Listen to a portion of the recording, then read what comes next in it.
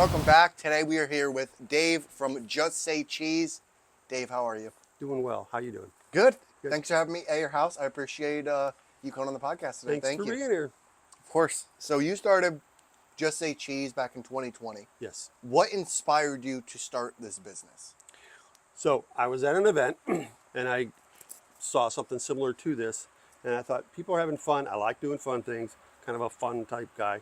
And I looked into it because my other business was kind of slowing down. So I was looking for something else to get into, and this was going to be the perfect thing. Yeah, and I think this is something that everyone needs. And they need this type of fun, customer enhancing type experience, if that's at weddings, if that's at graduations, if that's just in general at a party. So I think it's a business that not only is fun, like you said, but is a need that people want to lighten up the party, make things fun, kind of, like do those type of things to just make their events better. And can you talk about the different type of services that Just Say Cheeeeze offers? Okay, so you can see the Kobe's behind me. I just had an event last Saturday. We had a wedding, and it was for about 4 hours or so. And we had 280 people take their pictures with the Kobe. So, it was a big part of the event. They had a DJ and everything, which was good for the dancing and stuff and announcements. But they needed something else to do. And 280 people got their pictures. It's all digital, so they all received their pictures right away, so they didn't have to wait for them. Plus, the bride will receive all of the pictures on an online photo album. So everybody gets it, and then they can be posted and shared, and they got that. We also have an open air mirror booth, which is about a 6-foot tall mirror. That one comes with prints and an attendant. And it's just pretty much the same thing. There's kind of a cartoon characters, tells you when to take your pictures. We also have a 1912 looking camera that we walk around with, because some people don't want to get up into the cameras and that kind of stuff. They're kind of shy. So we do walk around, and the cool part is it's got AI technology. So it's going to remember that person's face. So if I take a picture later on with that same person, it'll automatically remember them and send it digitally to their phone as well. No more putting it, I put it in the first time, and then the rest of the times they're just going to be remembered. We got an audio phone, which has been a huge hit. So that's where you leave a message for the bride and groom, some kind of tips, marital advice, stories that they didn't want anybody to know about. And then at the end of the night, the bride will get a flash drive of all those.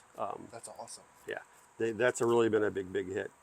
And we also, with the Kobe kiosk, you get up to 6 AI backgrounds. So you don't need any backdrops, anything like that, unless you have one. You can use that. But we can put you on a beach. We can put you in a merry-go-round, festival, whatever you want in your background. We can do that. That's awesome. And can you move your mic down a little bit? Down here? Yep, just drop it down a little bit. Yeah, perfect. Yeah, I like how you kind of just don't stick to the norm of just like photo booths. Like you have a lot of different things that I wasn't even expecting to, find out, like the phone and like the walk around photo, like the camera. So it's really cool that you kind of bring something different to the table of not just, hey, I'm a photo booth person, but hey, I'm always looking to add different services to what I bring to the table. I've also added 2 holograms. So you'll show it later on, but the holograms, we can personalize it to the bride and groom's name. It's got a bunch of different holograms that pop up. It's really cool. It's been a pretty good seller as well. I bring the lights, so if it's in a darker place, I got all the lighting, just like a professional photographer. Most of our stuff are used for Facebook, that kind of stuff, so they can share with their Facebook. We've got all kinds of props. You can be Spider-Man, you can be the Hulk. You got all kinds of fun signs and stuff that people, they like to do that too. Yeah. And walk me through your mascot, Kobe, and how you came up with him. So that was it took quite a little bit of a while. I had an online service that I had the idea. I wanted the cheese, Kobe cheese. Then I wanted to kind of look a little Disney, because copying off the big guys. Same with the colors, pretty much. He's got the Disney hands. He's got the old film on top here, and that's what I'm doing. Just Say Cheeeeze. Someone had the actual cheese name, so we had to put the 4 E's in there. But so if you're looking up the name, you got to put all the Z's in there. But he's been a big hit. I bring this dowel pillow around, and you're going to be seeing him all around Northwest Ohio. I'm going to be putting him in front of different events or different historical events or that kind of stuff.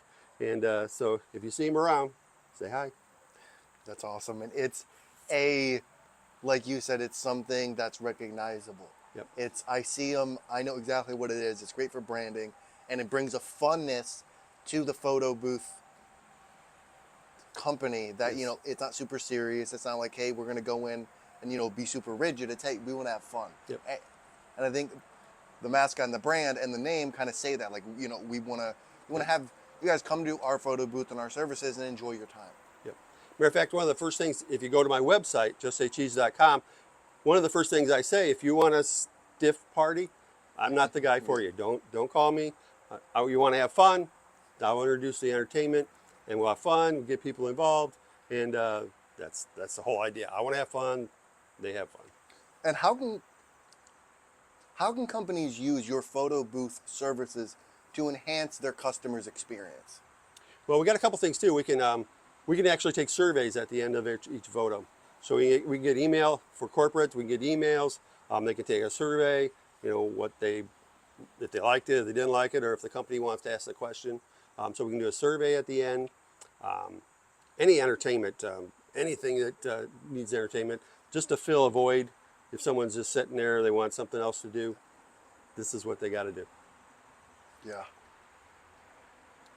And what about capturing people's moments in time gets you most excited?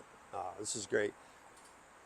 The audio phone, big time, because you're getting voice messages from folks, from grandma, grandpas, from people that down the years you may not be able to hear again, and you're going to have their voice telling you a story about yourself when you're a little kid, or give you advice that you can look back on.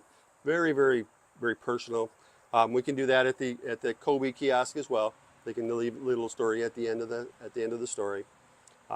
We can do a GIF. We can do a boomerang, photo, text message, and then the video. So there's so many different factors in there that you can do.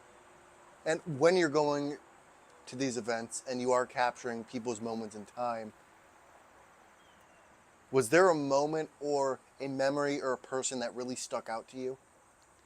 Seems like almost every one we get to, especially a lot of times it's the bride and the groom when they're sharing their moments on the thing, on the kiosk. The grandma, grandpas, again, same kind of theme. It's the personal stuff that they let their guard down a little bit. Yeah. Especially later in the night if there's a little bit of alcohol. Right. You're going to get some really fun. I had one the other day. It was over a 5-minute long phone conversation. The guy was the dad. He was telling people to come over. He was telling them, "Come here. I need you to talk to the bride."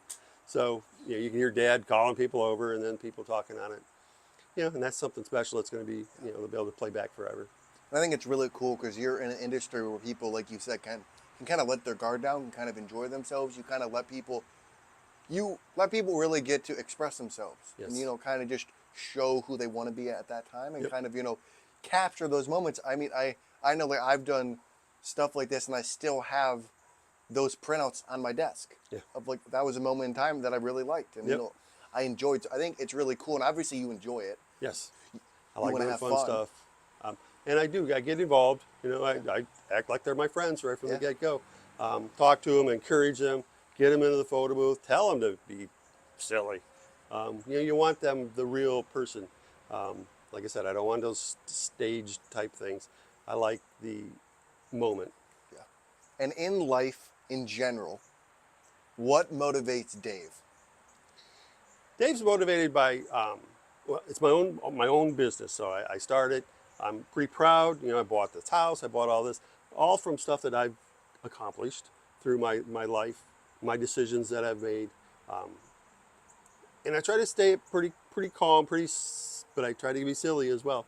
I don't take it too seriously, and that's every business I'm in right now. That's the kind of thing I like to enjoy, and it brings other people. If you ask me how I'm doing, I'm going to say best day ever, every single day. And people, aren't used to that. Usually people are, like, I'm having a bad day. It's Monday. Every time you ask me, I'll tell you best day ever. Is there anything that really drives you to kind of stay in that positive attitude? It's a mindset. I mean, it really is a mindset. Um, I don't let good opinion of other people determine my opinion. They can have their opinion, and they're free to do that, but I don't let it determine my opinion or my outcome or my mood, that kind of stuff. What do you believe the difference is in treating a person fairly versus equally? Good question. Fairly is just doing the right thing. You got to do the right thing. I had an example where my website had the calendar was blocked, so the lady called me, and I would have lost a lot of business if my calendar stayed blocked. So I gave her free backdrops. So I gave her, I rewarded her. So she bought, the kiosk. So I rewarded her for that because I thought that was the right thing to do. She helped me out. I'm helping her out. That's awesome. That you took care of her. That's really, really cool. And She didn't ask for it or anything. Just telling me, hey, it was blocked. But you do right by the people, they'll keep coming back. that's the way to do it, right? Just take care of the people that take care of you. Yep. And you were born in 1961. Yes. It's the same way upside down and right side up. So it's the only year that I know of. Yes.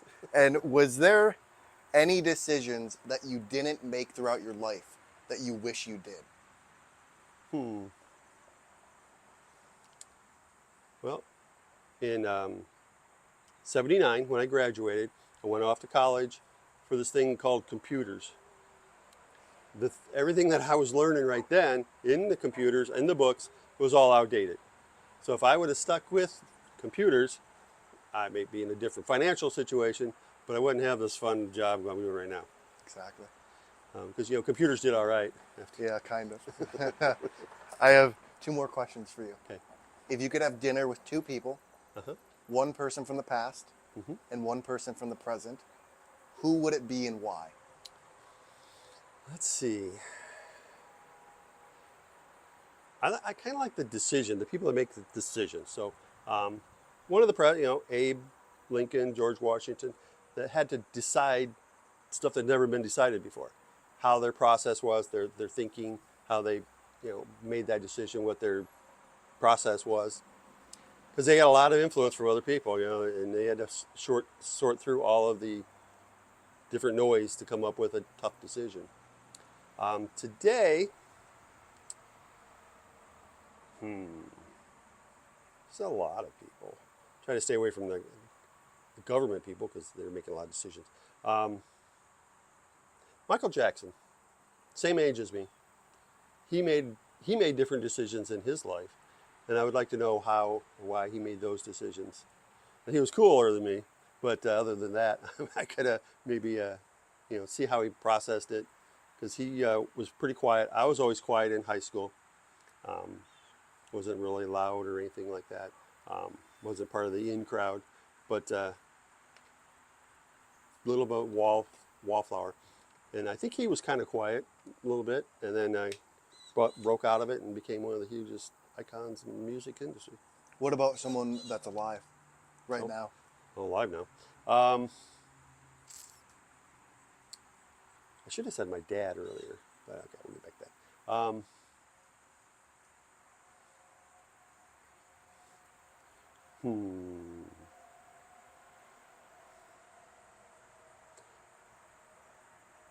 All right, Jerry Seinfeld. He made an entire story about nothing. How do you do that? How do you process that to make an entire show about nothing, and it actually is a hit? He figured that little niche on how to do that. Hello, Newman. I mean, who would have thought that would have been a great catch line? And it's till this day, he's still getting rewards for that. Yeah.